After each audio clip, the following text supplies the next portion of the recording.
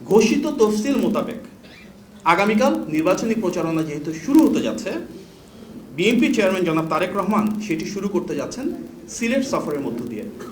তিনি আজ রাত 8:15 বিমানযোগে সিলেটে পৌঁছাবেন।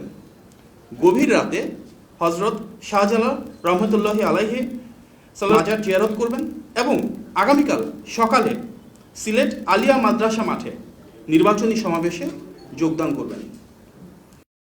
জনাব তারেক রহমান আগামীকাল দুপুরবেলা মৌলভীবাজার সদর উপজেলার শেরপুর আইনপুর খেলার মাঠে সমাবেশে যোগদান করবেন।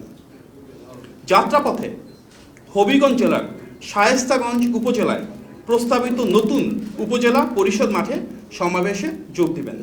তারপর ব্রাহ্মণবাড়িয়া জেলার সরাইল উপজেলার কুট্টাপাড়া ফুটবল খেলার মাঠে নির্বাচনী সমাবেশে যোগ দিবেন এবং বিকালবেলা কিশোরগঞ্জ জেলার ভৈরব স্টেডিয়ামে নির্বাচনী সমাবেশে যোগদান করবেন।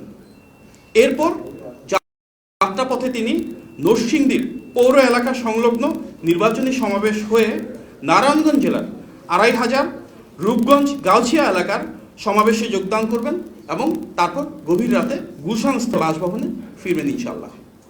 এই লক্ষ্যে ইতিমধ্যে আমরা সংশ্লিষ্ট প্রতিটি জেলার প্রশাসক তথা রিটার্নিং অফিসার, যার মাঝে রয়েছে সিলেট, সুনামগঞ্জ, মৌলভীবাজার, হবিগঞ্জ, ব্রাহ্মণবাড়িয়া, নরসিংদী, নারায়ণগঞ্জ এবং ঢাকার সংশ্লিষ্ট পুলিশ বিভাগ এবং অন্যান্য কর্তৃপক্ষকে চিঠি প্রদানের মাধ্যমে অবহিত করেছি।